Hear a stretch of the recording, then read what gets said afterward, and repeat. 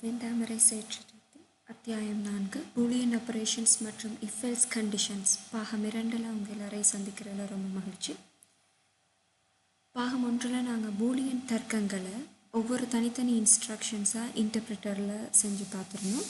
அதில் நிறைய தர்க்கங்களை நாங்கள் பெரிது, சிறிது, சமன், சமனற்றது, பெரிது அல்லது சமன், சிறிது அல்லது சமன்கிற போன்ற பல தர்க்கங்களை நாங்கள் செஞ்சு பார்த்துருந்தோம். இப்போ எங்ககிட்ட ஒரு செட் ஆஃப் இன்ஸ்ட்ரக்ஷன்ஸ் இருந்தால், இப்போ ஒரு இன்ஸ்ட்ரக்ஷன் தான் இன்டர்பிரிட்டரில் பார்த்தோம். செட் ஆஃப் இன்ஸ்ட்ரக்ஷன்ஸ் இருந்தால் அதை எப்படி செய்கிறது அப்படிங்கிறது தான் இப்போ பார்க்க போகிறோம்.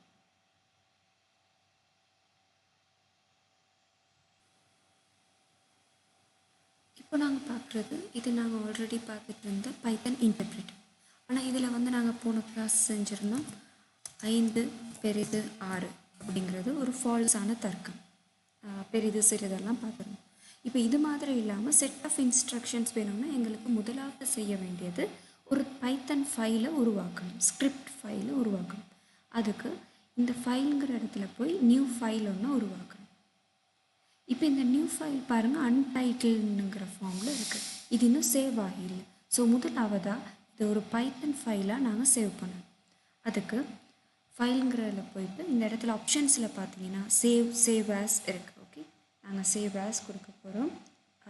எந்த இடத்துல நீங்கள் சேவ் பண்ண போகிறீங்கிறத முடிவு பண்ணணும். நான் டெஸ்க்டாப்பில் இதுக்கான பைத்தன் இதில் போயிட்டு சேவ் பண்ண போகிறேன். பைத்தன்கிற ஃபோல்டரில் சேவ் பண்ணுறேன். test.py அப்படிங்கிறது எங்களோட ஃபர்ஸ்ட் பைத்தன் ஃபைலாக இருக்க போகுது. ஸோ இப்போ நான் சேவ் கொடுத்தோன்னு இந்த அன்டைட்டில்டு ஃபைல்ட நேம் test.pyயாக மாறிடுச்சு. இப்போ நாங்கள் ஒரு சின்ன கோடை பார்ப்போம். இந்த ஃபைலில் இருக்கக்கூடிய இந்த கோடை பார்ப்போம். x = 10 அப்படிங்கிறத நாங்கள் முதலாவதாகவே அசைன் பண்ணியிருக்கோம். அடுத்து ஒரு கம்பேர் பண்ணி பார்க்குறோம். If x less than 5, x 5 விட சிறிய பெருமானமாக இருந்தால் print x less than 5 அப்படிங்கிறத நாங்கள் கொடுக்குறோம். அப்படி இல்லை என்றால் எல்ஸ் என்ன நடக்கணுங்கிறது print x greater than or equal 5 அப்படின்னு கொடுக்குறோம். ஸோ இப்போ நாங்கள் இதை ரன் பண்ணி பார்க்கலாம், இந்த ஸ்கிரிப்ட் ஃபைலில் என்ன எங்களுக்கு அவுட்புட் கிடைக்குது அப்படிங்கிறது. ஸோ இதை ரன் பண்ணி பார்க்குறதுக்கு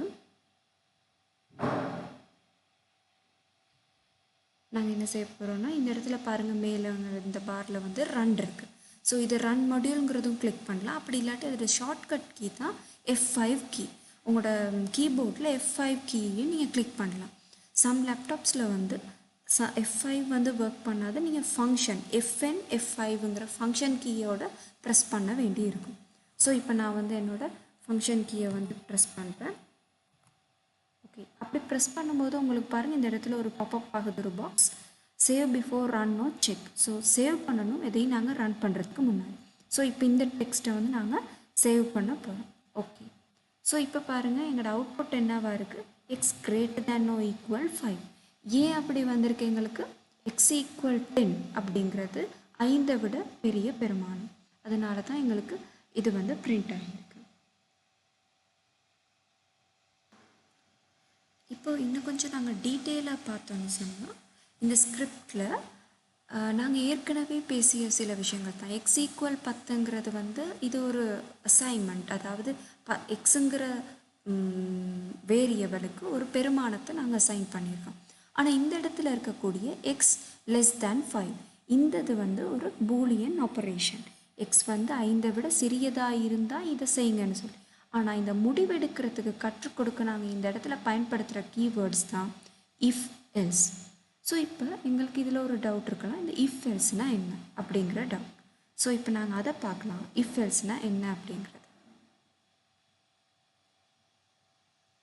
ஸோ இஃப்ங்கிறது ஒரு சிம்பிளான ஒரு மெத்தடில் நாங்கள் பார்த்தோன்னா, உண்மை என்றால் நாங்கள் பார்த்துட்ருக்குற அந்த ஒரு கம்பேர் பண்ணுற விஷயம் உண்மை என்றால் என்ன செய்யணும், எல்ஸ்னா அப்படி இல்லாமல் அது பொய்யாக இருந்தால், இல்லையானால் என்ன செய்யணும் அப்படிங்கிறது தான். ஸோ இப்போ பாருங்கள், நாங்கள் ஆரம்பத்தில் இந்த எக்ஸுங்கிறது 10க்கு சமன்னு போட்டிருந்தோம். ஸோ இந்த இடத்துல இந்த இருக்கக்கூடிய இந்த டயகனலில் நாங்கள் செக் பண்ணுறோம் if x less than 5. Boolean தர்க்கத்தை இந்த இடத்துல செய்கிறோம். அதாவது இஃப் உண்மையாக இருந்தால், இந்த இடத்துல இருக்கிறது ட்ரூ, உண்மையாக இருந்தால், இஃப் ட்ரூவாக இருந்தால் பிரிண்ட் எக்ஸ் லெஸ் தேன் 5ங்கிறதுக்கு போகும். அப்படி இல்லாமல் அது ஃபால்ஸ் பொய்யாக இருந்தால் எல்ஸ் இல்லை என்றால் எங்கே போகுதுன்னா print x greater than no equal 5 அப்படிங்கிறதுக்கு போகுது. ஸோ இப்போ நாங்கள் இந்த சூடோ கோடில் வந்து இதை நாங்கள் செக் பண்ணி பார்த்தோம், இது உண்மையாகவே என்ன மாதிரி நடந்திருக்கு அப்படிங்கிறது. ஸோ இப்போ நாங்கள் இன்னும் கொஞ்சம் டிஃப்ரெண்ட்டான விஷயத்த செஞ்சு பார்ப்போம் அதே கோடில் போய்ட்டு. இந்த ஸ்கிரிப்டில் இங்கே இருக்கக்கூடிய எக்ஸ் லெஸ் தேன் 5 இல்லாட்டி எக்ஸ் கிரேட்டர் தேன் 5ங்கிறதுக்கு பதிலாக உங்களோட பேரையும் உங்களோட ஃப்ரெண்டோட பேரையும் டைப் பண்ணி பாருங்கள். ஸோ நான் என்னோட பேரையும் ஃப்ரெண்டோட பேரையும் இந்த இடத்துல டைப் பண்ண போகிறேன். ஸோ இப்போ நான் இதை போயிட்டு ரன் பண்ணி பார்த்தேன்னு சொன்னால் என்ன வரும் அப்படிங்கிறது. சரி, நான் உங்களுக்கு கொஞ்சம் நேரம் தரேன், நீங்கள் உங்களோட ரன் பண்ணி ஆன்சர் என்ன வருதுங்கிறத பாருங்கள். ஓகே, இப்போ நீங்கள் ரன் பண்ணி பார்த்துருக்கலாம். ஸோ நான் இப்போ ரன் பண்ணேன்னு சொன்னால் சேவ் பண்ணிவிட்டு ரன் பண்ணேன்னு சொன்னால் என்னோடய ஃப்ரெண்டு நேம் வந்து இந்த இடத்துல பிரிண்ட் ஆகுது. ஸோ இப்போ இதிலேருந்து என்ன நீங்கள் நினைக்கிறீங்க, நாங்கள் இந்த இடத்துல கொடுத்துருக்கிறது உண்மையாகவே என்ன, இந்த இடத்துல பிரிண்ட் இது உள்ள கொடுத்துருக்கிறது வந்து ஒரு ஸ்ட்ரிங். அது இன்னும் கொஞ்சம் நீங்கள் ஏற்கனவே படிச்சிருப்பீங்க, ஒவ்வொரு வேரியபிள்டையும் டைப்ஸ் இருக்கும். ஸோ இது வந்து ஸ்ட்ரிங்காக இருக்குது. ஸோ அதனால தான் இந்த ஸ்ட்ரிங் எக்ஸ் லெஸ் தேன் 5ங்கிறது வந்து உண்மை அல்ல. அதனால் எல்ஸ் கண்டிஷனில் இருக்கிற இந்த பெயர் என்னோடய ஃப்ரெண்டோட பெயர் வந்து இந்த இடத்துல பிரிண்ட் ஆகியிருக்கு. இப்போது இதே எக்ஸாம்பிளில் நாங்கள் இன்னும் கொஞ்சம் சில விஷயத்த பார்ப்போம். இந்த கோடில் இன்னும் கொஞ்சம் நாங்கள் டீப்பாக பார்த்தோன்னா இதுலேருந்து இஃப் பிரிண்ட் இந்த மாதிரியான வேர்ட்ஸ் பாருங்கள் ஒரு வித்தியாசமான கலரில் எங்களுக்கு காட்டுது. அதே நேரத்தில் இப்போ நாங்கள் இதை சும்மா செக் பண்ணி பார்ப்போம். இந்த பிரிண்ட்டுங்கிறதுக்கு பதிலாக இங்கிலீஷில் சிம்பிள் பி போட்டாலும் கேபிட்டல் பி போட்டாலும் ஒன்று தானே நாங்கள் நினச்சிட்டு இப்போ இதை கேபிட்டல் பின்னு போட்டுட்டு சேவ் பண்ணோம். நான் கண்ட்ரோலே சேவ் கொடுத்து நான் ஃபங்க்ஷனை ரன் பண்ணேன்னு சொன்னால் இந்த இடத்துல இது ரன் ஆகியிருக்கு, இஷ்யூ இல்லைன்னா இந்த இது தான் இந்த இடத்துல நடந்திருக்கு. பட் இதையும் மாற்றுறேன். இப்போ நான் சேவ் பண்ணிவிட்டு ரன் பண்ணேன்னு சொன்னால் ஓகே, எங்களுக்கு ஒரு எரர் கிடைக்குது. ஏன் அந்த எரர் வருது எங்களுக்கு, இந்த இடத்துல name print is not define அப்படின்னு. ஸோ பைத்தனில் எப்படின்னு சொன்னால் சில கீவேர்ட்ஸ் ஆல்ரெடி டிஃபைன்டாக இருக்கும். Print, if, else, true, false இது எல்லாத்தையுமே டிஃபைன் பண்ணியிருக்க கீவேர்ட். இப்போ நாங்கள் ஆங்கிலத்தில் எழுதும்போது சிம்பிள் எழுதினாலும் கேபிட்டல் எழுதினாலும் ஒன்றுன்னு நினைப்போம். ஆனால் இங்கே எழுதும்போது பார்த்தீங்கன்னா கேபிட்டல் பி போட்டு பிரிண்ட் எழுதுனீங்கன்னு சொன்னால் அந்த இது வந்து உங்களுக்கு நாட் டிஃபைன்ட் அப்படிங்கிற எரர் வந்து இங்கே காட்டுது, நேம் எரர்னு ஒன்று காட்டுது. ஸோ அதனால் ரொம்ப கவனமாக இருக்கணும் இதில் இருக்கக்கூடிய சின்டாக்ஸில். ஓகே, அடுத்து இன்னொரு விஷயம், இப்போ இதே இதில் ஏன் இஃப்க்கு அடுத்து இருக்கக்கூடிய இந்த லைனில் பாருங்கள் எத்தனை இடைவெளினா 1 2 3 4 இடைவெளி இருக்குது. இந்த 4 இடைவெளி இல்லாமல் இருந்துச்சுன்னு சொன்னால் என்ன நடக்கும் அப்படிங்கிறதையும் நாங்கள் ட்ரை பண்ணி பார்ப்போம். ஓகே, இந்த 4 இடைவெளி இல்லாமல் இருந்துச்சுன்னு சொன்னால் என்ன நடக்கும், சேவ் பண்ணிவிட்டு ஃபங்க்ஷனை ரன் பண்ணி பார்க்குறோம். Expected and indented block. So indented block ஒன்று ஏன் தேவைப்படுது அப்படிங்கிறது, இப்போ பைத்தனில் வந்து இன்டென்டேஷனுங்கிறது ரொம்ப முக்கியம். அதாவது கோட் நடந்துக்கிட்டு இருக்க, அதாவது இந்த சீக்வன்ஸாக இருக்கக்கூடிய ஆர்டரில் தான் எங்களோட கோட் வந்து ரன் ஆக போகுது. அதனால் நாங்கள் என்ன செய்யணும், இந்த இடத்துல ஸ்பேஸ் 4 ஸ்பேஸ் எப்பயும் நாங்கள் இன்டென்டேஷனில் கொடுக்கணும். அதை நீங்கள் 4 ஸ்பேஸ் டைப்பும் பண்ணலாம், இல்லைனா உங்களோட கீபோர்டில் பார்க்கலாம் டேப்புங்கிற கீ ஆப்ஷனையும் பயன்படுத்தலாம். ஸோ இப்போ இந்த மாதிரியான சில ஆப்ஷன்ஸை வந்து நாங்கள் தெரிஞ்சு வச்சுருக்கணும். அது சரி. ஸோ இப்போ நாங்கள் அடுத்து இன்னொரு உதாரணத்தை பார்ப்போம். சிம்பிளாக இருக்கக்கூடிய இந்த உதாரணத்தை நாங்கள் பார்ப்போம். இந்த கோடை நாங்கள் பார்த்தோன்னா if true print 1 + 4 else print 2 + 7. So முன்றதில் நாங்கள் இப்போ இதெல்லாம் பார்த்துட்டோம். இந்த பிரிண்ட்டுங்கிற சின்டாக்ஸ் வேர்டாக இருக்கட்டும், இஃப், ட்ரூ, எல்ஸ் இதெல்லாமே இதில் இருக்கக்கூடிய கீவேர்ட். ஸோ அது என்ன மாதிரியான கேபிட்டல் சிம்பிள் லெட்டர்ஸில் இருக்கோ அதே மாதிரி தான் எழுதப்பட வேண்டும். ஓகே, அடுத்து இஃப்க்கு அடுத்து இந்த மாதிரி இருக்கக்கூடிய ஒரு கோலன். ஓகே, முக்காட்புள்ளி இது வந்து கட்டாயமாக நீங்கள் இடணும். இது வந்து இதில் இருக்கக்கூடிய சின்டாக்ஸ். ஓகே, இப்போ நாங்கள் இந்த கோடை பார்த்தோன்னா இதில் என்ன சொல்லியிருக்காங்க, இஃப் ட்ரூ உண்மையாக இருந்தால், உண்மைங்கிறது உண்மையாக இருந்தால் பிரிண்ட் 1 + 4 அப்படிங்கிறாங்க. அப்படி இல்லை என்றால் பிரிண்ட் 2 + 7. ஸோ இப்போ நீங்கள் சும்மா யோசிச்சு பாருங்கள், இதில் அவுட்புட் என்னவா இருக்கணும் அப்படின்னு சொல்லி, எது பிரிண்ட் ஆகணும்னு. சரி, இப்போ நீங்கள் யோசிச்சுருக்கீங்கன்னு நினச்சிப்போம். நாங்கள் இப்போ இதை சேவ் பண்ணிவிட்டு ரன் பண்ணுவோம். ஓகே, ரன் பண்ணால் எங்களோட ஆன்சர் வந்து 5. அப்போ என்ன நடந்திருக்கு எங்களுக்கு, இஃப் ட்ரூ பிரிண்ட் 1 + 4 அப்படிங்கிறது தான் நடந்திருக்கு. அப்படின்னு அர்த்தம் என்ன, இஃப் ட்ரூங்கிறது உண்மை, ட்ரூங்கிறது உண்மைங்கிறதுனால தான் பிரிண்ட் 1 + 4ங்கிறது 5ங்கிற ஆன்சர் வந்து எங்களுக்கு இந்த இடத்துல பிரிண்ட் ஆகியிருக்கு. ஸோ அதாவது இந்த கோட் ட்ரூக்கு வந்து எப்பயுமே இதில் வந்து ட்ரூக்கானது தான் இந்த இடத்துல பிரிண்ட் ஆகுது.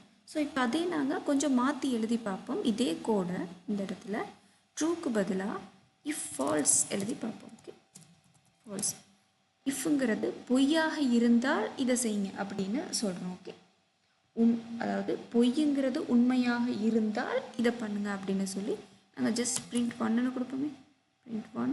அண்ட் இந்த இடத்துல சம்திங் எல்ஸ் வேறு ஏதாவது ஒன்று பண்ணுவோம். ஓகே,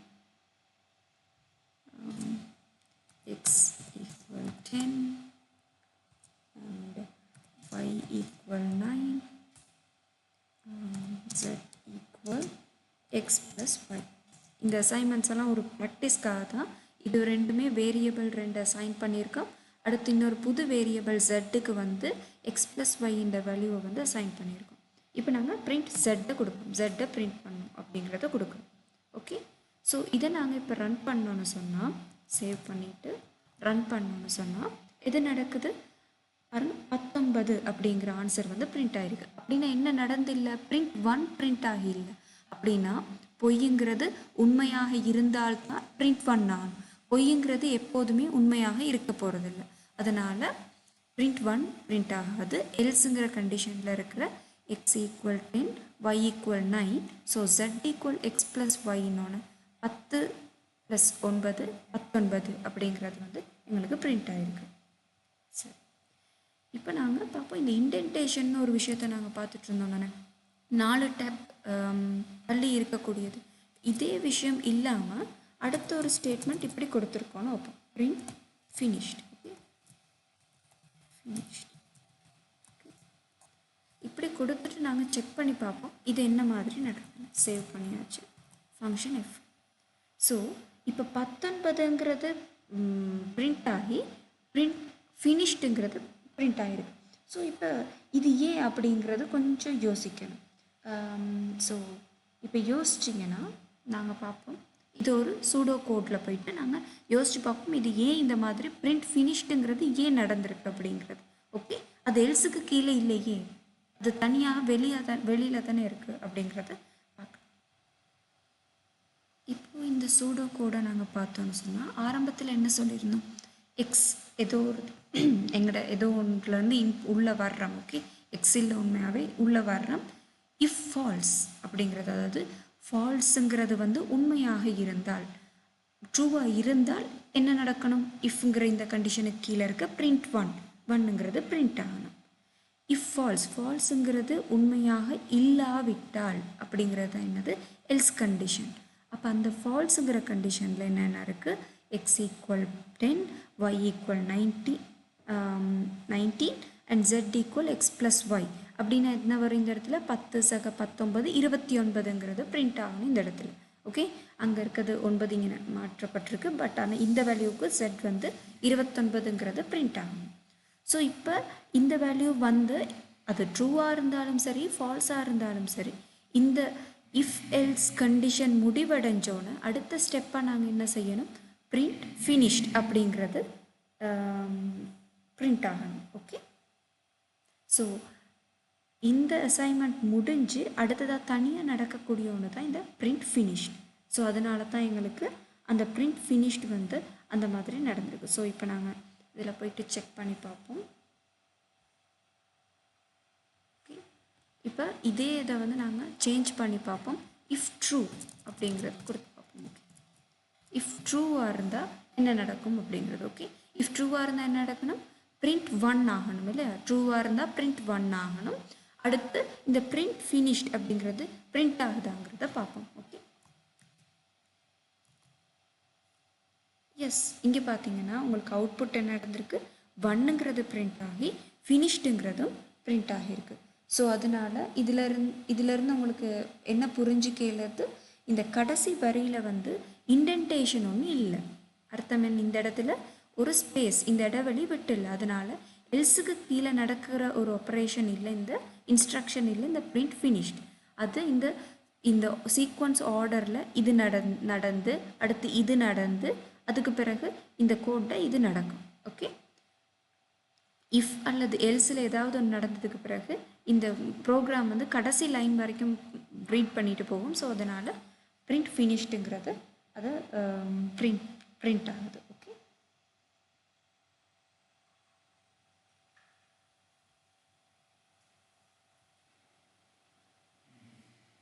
ஓகே, நாங்கள் இது வரைக்கும் இதில் பார்த்துருந்த இந்த பாடத்தின் ஒரு சுருக்கமாக கடைசியாக ஒரு எக்ஸாம்பிள் ஒன்று பார்க்கலாம். இப்போ இது வரைக்கும் நாங்கள் பார்த்துருந்தது பூலியன் ஆப்பரேஷன்ஸ் பார்த்துருந்தோம். அடுத்தது இஃப் எல்ஸ் கண்டிஷன்ஸை பார்த்துருந்தோம். அது ரெண்டையும் கம்பைன் பண்ணி ஒரு ஸ்கிரிப்டை எப்படி ரன் பண்ணி இந்த ப்ரோக்ராமுக்கு உண்மை பொய் அப்படிங்கிற அதிலிருந்து முடிவெடுக்கக்கூடிய ஒரு விடயத்தை வந்து இந்த இஃப் எல்ஸ் கண்டிஷன்ஸ் மூலமாக நாங்கள் பார்த்துருந்தோம். ஓகே, இதன் மூலமாக ஒரு முடிவெடுக்க இந்த மெஷினுக்கு வந்து நாங்கள் கற்றுக் கொடுத்துருந்தோம். அடுத்த எக்ஸாம்பிளில் இன்னும் நிறைய விஷயத்தை பார்க்கலாம். இப்போ எங்களுக்கு தரப்பட்டிருக்கிற ப்ராப்ளம் என்னென்னா, ஒரு தரப்பட்ட நம்பர் மறைப்பெருமானமா நேர்பெருமானமா அல்லது பூஜ்ஜியமானு நாங்கள் செக் பண்ணோம். ப்ளஸ்ஸா மைனஸா ஜீரோவா அந்த வேல்யூ அப்படிங்கிறத செக் பண்ணோம். சரி, இப்போ இப்படி ஒரு ப்ராப்ளம் ஒன்று உங்கள் கையில் இருக்கும்போது இதை எப்படி செய்கிறது அப்படிங்கிறதுக்கு நாங்கள் ஒரு சூடோ கோட்லேருந்து இதை ஸ்டார்ட் பண்ணி செஞ்சுட்டு போகலாம். ஓகே, சரி, இப்போ பார்த்தீங்கன்னு சொன்னால் எங்களுக்கு எக்ஸுங்கிற ஒரு நம்பர் வழங்கப்பட்டிருக்கு. அந்த நம்பர் ஜீரோவோட சின்னதா, முதலாவது நாங்கள் இப்படியாவது செக் பண்ணோம். அந்த நம்பர் ஜீரோவோட சிறியதா அப்படின்னு பார்க்கணும். ஜீரோவோட சிறியதுங்கிறது உண்மையாக இருந்தால் என்னவா இருக்கணும், பூஜ்ஜியத்தை விட சிறிய வேல்யூ இருக்கிற ஒரு நம்பர் என்னவா இருக்கும், நெகட்டிவ் நம்பர். அதனால் அது பிரிண்ட் நெகட்டிவ்னு கொடுக்கணும். அதே எக்ஸுங்கிறது பூஜ்ஜியத்தை விட சிறியதா இல்லைன்னு சொன்னால் அது என்னவா இருக்கலாம், ஒன்று பூஜ்ஜியமாக இருக்கலாம் அல்லது பூஜ்ஜியத்தை விட பெரிய பெருமானமாக இருக்கலாம். ஸோ ஃபால்ஸ்ன்னு போனதுக்கு பிறகு நாங்கள் திரும்ப ஒருக்க செக் பண்ணணும் அந்த எக்ஸுங்கிற வேல்யூவை. அது பூஜ்ஜியத்துக்கு சமனாங்கிறது. அது பூஜ்ஜியத்துக்கு சமன்கிறது உண்மையாக இருந்தால் அது பிரிண்ட் 0 கொடுப்போம். அப்படி பூஜ்ஜியத்துக்கு சமனாக இல்லை, பொய்யாக இருந்தால் ஃபால்ஸ். அப்போ இங்கே நாங்கள் சொல்லுவோம் பிரிண்ட் பாசிட்டிவ். அது ஒரு நேர்பெருமானங்கிறத சொல்லுவோம். சரி, இப்போ இதுதான் எங்களோட சூடோ கோட். இதை பயன்படுத்தி நாங்கள் என்ன செய்யணும், ஒரு பைத்தன் கோட் எழுதணும். ஓகே, இப்போ இதில் நீங்கள் பார்த்தீங்கன்னா எத்தனை தடவை நாங்கள் இஃப் உண்மையாகவே செக் பண்ணியிருக்கோம். இந்த இடத்துல இஃப் எக்ஸ் லெஸ் தேன் 0, அடுத்து இஃப் எக்ஸ் ஈக்குவல் 0ன்னு பார்த்துருவோம். ஓகே, இப்போ நாங்கள் இதை போய்ட்டு ஒரு கோடாக ட்ரை பண்ணி பார்ப்போம் கோடில். ஓகே, ஸோ இதை டிலீட் பண்ணிட்டு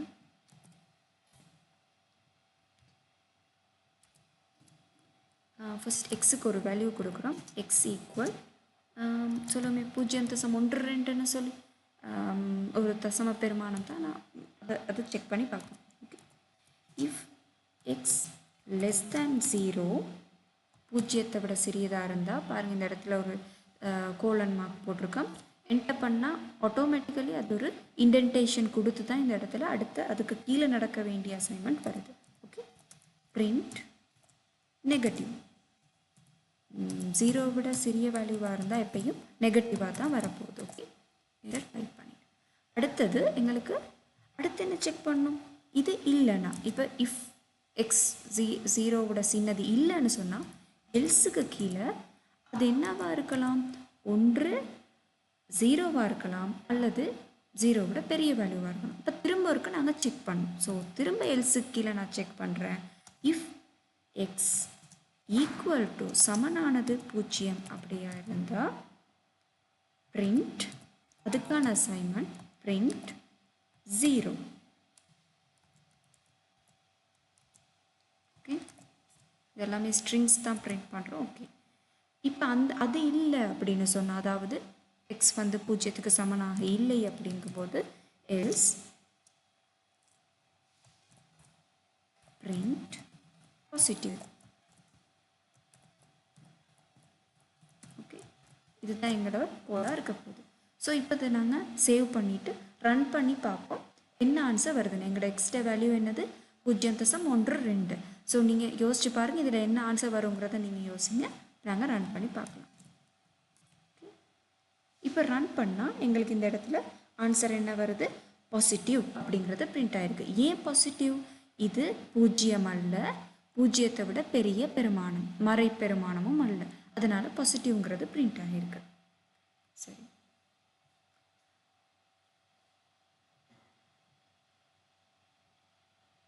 இப்போ இதில் நீங்கள் பார்க்கக்கூடிய ரெண்டாவது இஃப் எல்ஸ் கண்டிஷன் வந்து எங்கே உண்மையாகவே செக் ஆகுது? முதலாவது இஃப் எல்ஸ் கண்டிஷனில் எல்ஸ் கண்டிஷனுக்குள்ளே செக் செய்யப்படுது. பாருங்கள், இந்த முதலாவது இஃப் கண்டிஷன்ட எல்ஸுக்குள்ளே தான் ரெண்டாவது இஃப் கண்டிஷன் செக் பண்ணப்படுது. ஓகே, இப்போ நாங்கள் நிறைய முடிவுகள் எடுக்க, இஃப் எல்ஸுங்கிற நேரம் 2 தானே, உண்மையாக இருந்தால் இல்லை என்றால், அப்படி தானே. இப்போ அப்படி இல்லாமல் அதை விட கூடிய முடிவுகள், இன்னும் நிறைய முடிவுகள் எடுக்க வேண்டியிருந்தால் எங்களுக்கு இன்னொரு இது தேவைப்படுது, இன்னொரு ஏதாவது ஒரு செக் பண்ணுறதுக்கானது தேவைப்படுது. அதுக்காக நாங்கள் கொண்டு வர்ற கண்டிஷன் தான் எலிஃப் அப்படிங்கிறது. சரி, இப்போ அந்த எலிஃப்ங்கிறத நான் இந்த இடத்துல வந்து யூஸ் பண்ணி காட்டுறேன். அதாவது இந்த எல்ஸ் இஃப் இது ரெண்டையும் சேர்த்து நாங்கள் எலிஃப்ங்கிறத போடுறோம். சரி, இப்போ நான் அதை சேஞ்ச் பண்ணி காட்டுறேன் உங்களுக்கு. Okay, elif. ஓகே, இந்த மாதிரியான ஒரு கண்டிஷன். ஓகே, இதில் இண்டென்டேஷனை நாங்கள் ரொம்ப சரியாக இதில் ஃபாலோ பண்ணணும். இந்த இஃப்க்கு கீழே எக்ஸ் லெஸ் தேன் 0வாக இருந்தால் பிரிண்ட் நெகட்டிவ். எலிஃப் அப்படின்னா எல்ஸ் இஃப், அப்படி இல்லாமல் எக்ஸ் ஈக்குவல் 0 இருந்தால் பிரிண்ட் 0. இது 2 விஷயமும் பொய்யாக இருந்தால், இஃப் கண்டிஷனும் பொய்யாகி எலிஃப் கண்டிஷனும் பொய்யாக இருந்தால் எல்ஸ் என்ன நடக்கணும் அப்படிங்கிறது தான் இது உள்ளுக்கு வரும்.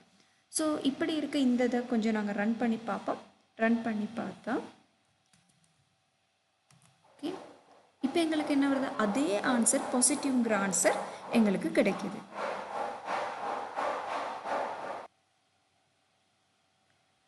இப்போது இந்த கோடில் இன்னும் கொஞ்சம் எங்களுக்கு இதை தாண்டி இதை பற்றி கொஞ்சம் தெளிவை கூட்டிக்கிறதுக்காக நாங்கள் பார்ப்போம் இதில் சூடோ கோடு. ஓகே, சரி, இப்போ எங்களுக்கு முதலாவது நாங்கள் பார்த்துருந்தது இந்த மாதிரி, அதாவது என்னது? இஃப் கண்டிஷன் 2, அதாவது முதலாவது இஃப் கண்டிஷன் செக் பண்ணி முதலாவது இஃப் கண்டிஷன் எல்ஸ் உள்ளுக்கு அடுத்த இஃப் கண்டிஷன் இருந்துச்சு. இப்போ நாங்கள் பார்க்குறது வந்து எலிஃப் கண்டிஷனுங்கிறது, அதுவும் ஒரே மாதிரி தான். ஆனால் இதில் சீக்வன்ஸாக நாங்கள் முதலாவது இஃப் ஒன்று செக் பண்ணுறோம். எக்ஸ் லெஸ் தேன் 0 ட்ரூவாக இருந்தால் நெகட்டிவ்ங்கிறது பிரிண்ட் ஆகிரும். அது இல்லை என்றால், பிழையாக இருந்தால் எல்ஸுங்கிறதுக்கு பதிலாக இப்போ நாங்கள் எலிஃப்னு போடுறோம். அப்படி இல்லை என்றால் எக்ஸ் 0 இருந்தால் இதை செய்யுங்க அப்படின்னு சொல்கிறோம், பிரிண்ட் 0. அப்படி அந்த எலிஃப் கண்டிஷனில் இருக்கிறதும் இல்லை அப்படிங்கிற பட்சத்தில், ஃபால்ஸுங்கிற பட்சத்தில் பிரிண்ட் பாசிட்டிவ் அப்படிங்கிறத கொடுக்குறோம். இப்போ இந்த மாதிரியான ஒரு சீக்வன்ஸில் தான் இந்த இது வந்து நடந்துகிட்ருக்கு. இந்த அவுட்புட் வந்து எங்களுக்கு கிடைக்குது. இதில் உண்மையாகவே நாங்கள் என்ன செய்கிறோம்னா, இந்த மெஷினுக்கு முடிவெடுக்கிறதுக்கான கண்டிஷன்ஸை வந்து கூட்டுறோம். அதாவது ஆரம்பத்தில் இஃப் எக்ஸ் வந்து லெஸ் தேன் 0வாக இருந்தால் இதை செய்யுங்க, அப்படி இல்லாமல் எக்ஸ் 0வாக இருந்தால் இதை செய்யுங்க, அது ரெண்டும் இல்லாட்டி இந்த எல்ஸில் இருக்கக்கூடிய கண்டிஷனை செய்யுங்க அப்படிங்கிறது தான் நாங்கள் கொடுக்குறோம். இப்போ நீங்கள் யோசிச்சு பாருங்கள், ஒரு இலக்கம் எக்ஸுங்கிற நம்பர் மறைப்பெருமானமும் இல்லை 0ம் இல்லை அப்படிங்கிற பட்சத்தில் அது என்ன பெருமானமாக இருக்க இயலும்? அது வந்து நேர்பெருமானமாக தான் இருக்க இயலும் இல்லையா? ஸோ அதனால் நாங்கள் அகெயின் கடைசி எல்ஸ் கண்டிஷன் இந்த இடத்துல எக்ஸ் கிரேட்டர் தேன் 0 அப்படிங்கிறது செக் பண்ண தேவையில்லை. ஒரு நம்பர் மறைப்பெருமானமோ 0மோ இல்லைன்னா அது பாசிட்டிவ் நம்பராக தான் இருக்க போகுது. ஸோ இந்த மாதிரியான கருத்துக்கள் தான் நாங்கள் இதில் இருக்கக்கூடிய இந்த இதில் வந்து பார்த்துருக்கோம். இந்த கடைசி எக்ஸாம்பிளில் வந்து கவர் பண்ணியிருக்கோம். உங்களுக்கு இன்னும் இதில் நிறைய விஷயங்களை தெரிஞ்சுக்கிறதுக்கு மேலும் பயிற்சிகள் செய்யுங்க. வீடியோ டிஸ்கிரிப்ஷன் லிங்க்கில் இதுக்கான பயிற்சிகளை நீங்கள் வந்து பெற்றுக்கொள்ளலாம். ஓகே, ஸோ அடுத்து இன்னொரு வீடியோவில் சந்திக்கலாம். அது வரைக்கும் பாய். தேங்க்யூ.